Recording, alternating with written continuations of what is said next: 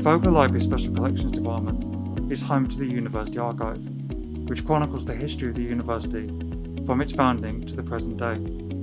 Most of this material is housed at our purpose-built, climate-controlled storage facility on campus. We have a range of content including from the university administration, units from across campus, the papers of individual faculty members, and memorabilia from alums. It's our responsibility in Special Collections to ensure this material is preserved and made accessible to researchers for years to come.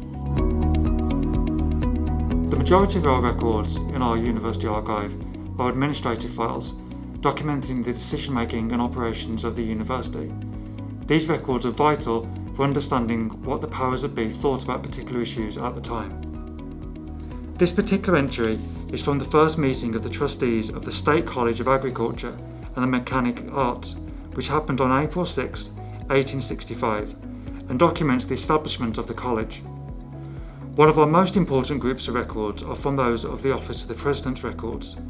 They allow researchers to see the President's thoughts on what were the key issues of the day and the decision-making process. This particular file relates to a student political group on campus in the 1960s.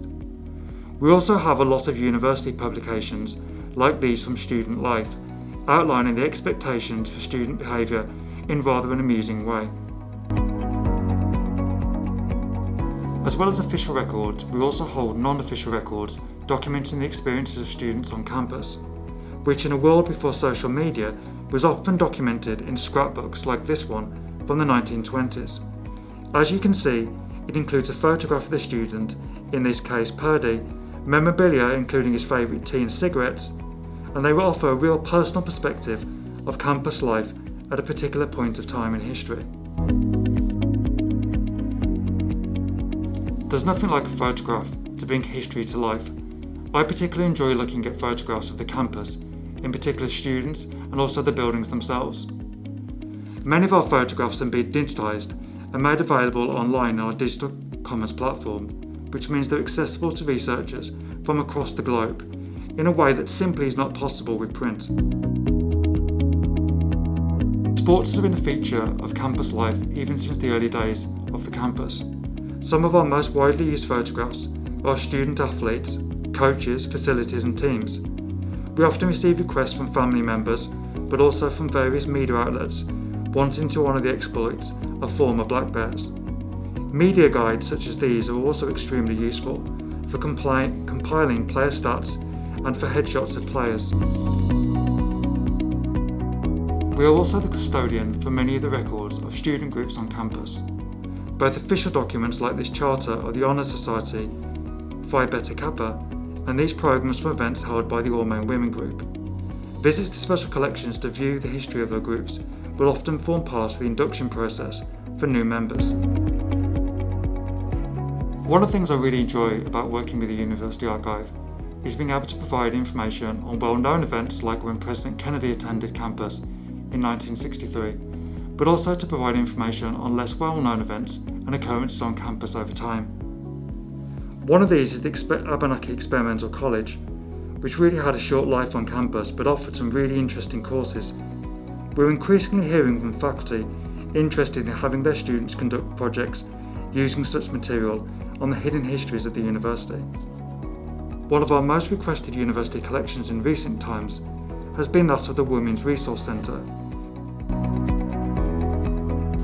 Sometimes the records we receive are not always well organised, but as part of our stewardship of preserving materials, we both want to physically and intellectually organise the material, catalogue it, and create archival finding aids to help researchers understand what we hold.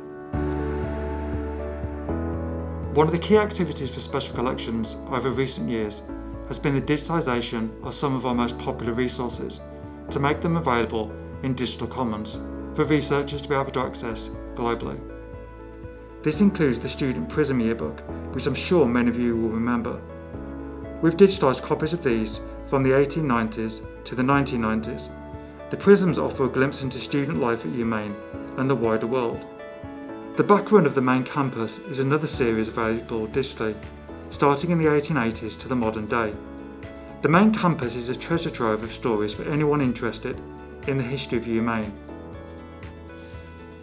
Our most recent digitisation project was of the alumni magazines, including of course the Maine Alumnus, whose issues can greatly assist researchers in learning more about the university activities and other contributions of our alums. We're also increasingly capturing born digital items in our collections as content moves from print to digital formats. This is particularly the case with a collection I've been working on over the past 6 months, the UMaine COVID-19 Community Archive, which seeks to preserve the story of the experiences of the University of Maine community during the pandemic. As an archivist, I felt it was important that I proactively ensured that material from this historic time was preserved for researchers studying the pandemic. The collection currently includes over 700 items, including official emails, web pages, reports, social media posts, videos, photographs from across campus and the UMaine system. While most of the content in the COVID archive has been digital, I did also want to highlight these face coverings we received from the Advanced Manufacturing Centre, in one of the many examples of how the university really stepped up in response to tackling the effects of COVID-19. While we can't accept every offer of material, we are always interested in hearing from alums who might have material from their time at the university.